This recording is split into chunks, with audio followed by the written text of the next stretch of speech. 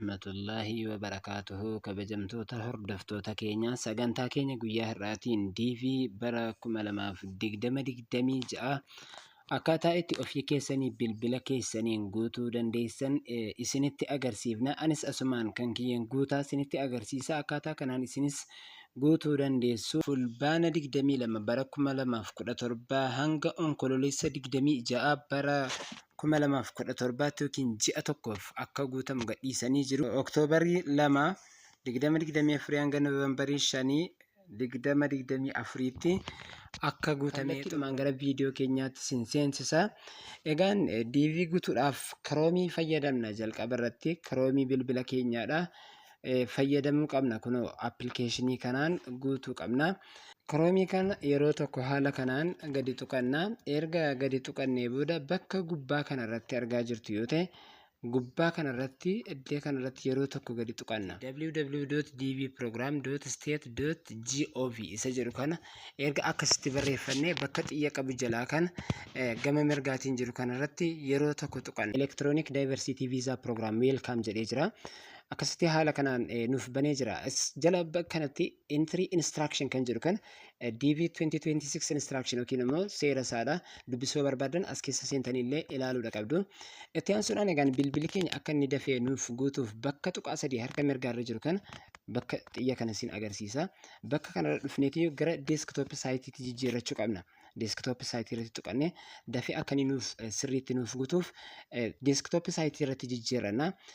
Erga desktop saayitii irratti jijjiirree booddee begin entry kan jedhu ni jira kunuus. Isa kanarratti tuqanna jechuudha guutuudhaaf yeroo jalqabnu. Haala kanaan yeroo tokko gadi tuqannaa. Authentication koodii kana nuuf fidee jira. Authentication koodii kana asumarraa ilaaltanii irratti garagalchuu qabdu. Osoo hin dogongoriin akkasitti erga galchinee booda submit bakka jedhu kanarratti ni tuqanna yeroo tokko. Part 1 yookiin immoo entrant information haala kanaan nuuf fidee jira. Egaa neem jedhee tokko jedhee jalqabee jira. Asirratti wanti nuti eeggachuu qabnu tokko jira. Akkaataa inni ittiin nu gaafateen guutuudha qabna jechuudha. Dogongora tokko hin barbaachisu jechuudha. Akkuma beekamu jalqaba irratti argaa jirtu yoo ta'e bakka kanarratti last name gaafatee jira yookiin immoo family name maqaa akaakayyuu keessanii gaafatee jira. Maqaa keessan yeroo barreessitan immoo qubee jalqabaa kaapitaalii gochuu qabdu yookaan immoo hundasaa kaapitaalii gochuu qabdu. Gidduu irratti immoo first name jedha. First namein maqaa keessanii. First name maqaa keessanii. Middle name immoo maqaa abbaa keessaniiti. Maqaa abbaa keessaniiti. Haala kanaan akkasitti guuttu. Lama jedhee kun jalatti gender jedhee jira. Saala male jedhee jira. Sadaffaa jalatti birth date jedhee jira. Guyyaa bara dhalootaa jedhee jira. Isa kana kan nuti ittiin guutuu qabnu kan Awurooppaatiin guutuu qabnaa jechuudha.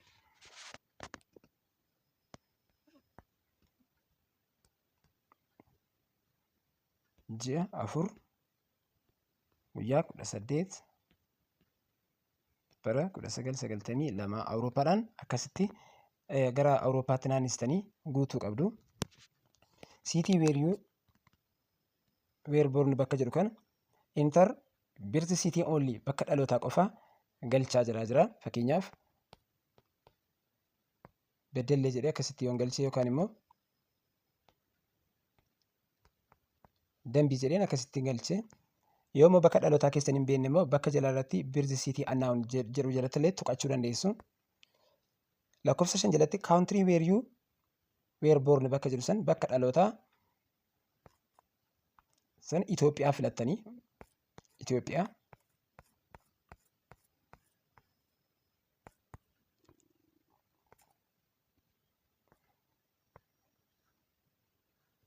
Itti aansuudhaan country of eligible for the DV program.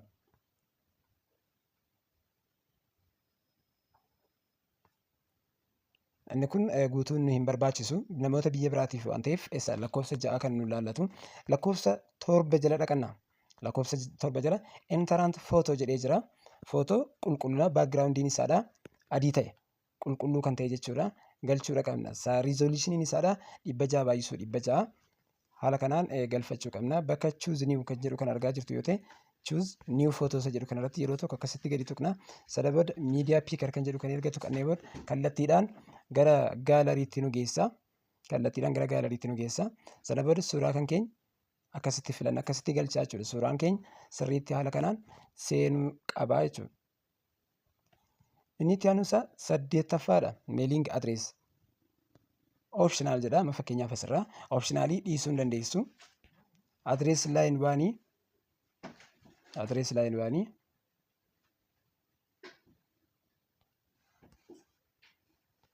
fakkeenyaaf dambii. Adrees line tunis optionaliidha, dhiisuu dandeessu. Siitii Oromiyaa jedheen jira.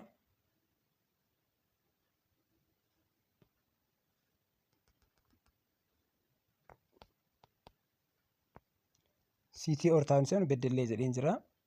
Isteet yookiin immoo diistiriiktii isa jedhu san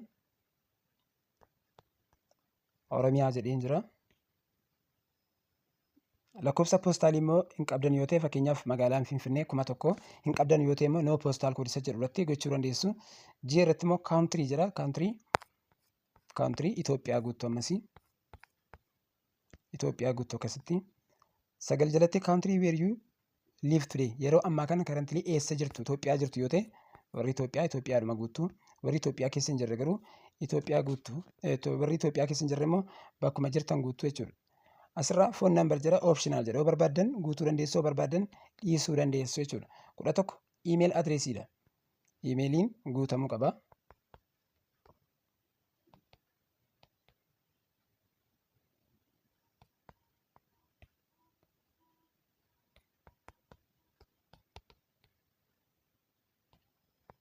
Emailiin haala kanaan hundisaayyuu qubee xixiqqaadhaan akkasitti guutamuu qaba. Itti aansuudhaan what is the highest level of education kan jedhu barnoota sadarkaa barnootaati. Primary, high school degree kan jedhu jira. Gosoota barnoota keessanii ilaaltanii irratti kuufachuu dandeessu, irratti godhachuu dandeessu. An university degree jedheetiin jira. What is your current marital status? Haala gaa'ilaa gosa baay'eetu jira. Unmarried kan hin fuune yoo ta'e unmarried kan jedhu irratti tuqattu. Kan fuutan yoo ta'e immoo married and my spouse is not a USA citizen jedha. Biyya gaa'ila qaba garuu biyya Ameerikaa keessa hin jirtu kan jedhu. Akkasuma ilaaltanii kan gadhiistan yoo ta'es as keessa ni jira. Akkasitti guutuu qabdu. Unmarried jettanii yoo keessan number of children jedhee jalatti baay'ina daa'ima qabdanillee irratti kaa'uu dandeessu. Yoo hin qabne immoo 0 gootanii keessanii dabarfachuu dandeessu jechuudha. Then itti aansuudhaan jala irratti continue kan jedhu jira. Kan marsaa lammaffaatti isin dabarsu. Continue isa jedhu irratti tuqattu jalarra. Marsaa lammaffaatti darbee jira. Then entrant information kan jedhu haala kanaan naa dhufee jira. Wantaan riivaayizii akkan irra deebi'ee ilaaluuf wantoota ansila guute san irra deebi'ee fidee jira. Asitti sirriitti irra deebitanii ilaaluu qabdu. Bilbila keessaniin akkasitti ofitti buttanii zoom gootanii harkistanii ilaaluu dandeessu. Waan guute hunduma isaayyuu haala kanaan deebi'ee fidee nutti agarsiisa. Amma suuraa kiyya fudhatee jira jechuudha. Yoon fudhannellee bakka kanatti diimaa agarsiisa jechuudha. Asirraa hundumayyuu odeeffannoon guute fudhatee jira. Galmeen kee sirriitti success ta'ee jira. Kanaaf haala kanaan register ta'ee jira jechuudha. Kanaaf hordoftoota keenya erga xumurtanii booddee isee kana screenshot gootanii bakka sirrii kaa'uu qabdu. Akkasitti screenshot gochuu qabdu. Kun gaafa yeroo DV'n kun ba'ee gadhiifamis kanumaan deebitanii isin gaafatee jennaan kanumaan deebinee check goona waan ta'eef isuma kanaan achi kaatanii bakka gaarii kaa'achuu qabdu isiniin jenna. Egaan hordoftoota keenya ergaan barnoota keenya irraadha. Yoo isinitti tole subscribe, like, share godhaa isiniin jenna. Haga sagantaa walitti aanutti deebinutti nagaan tura.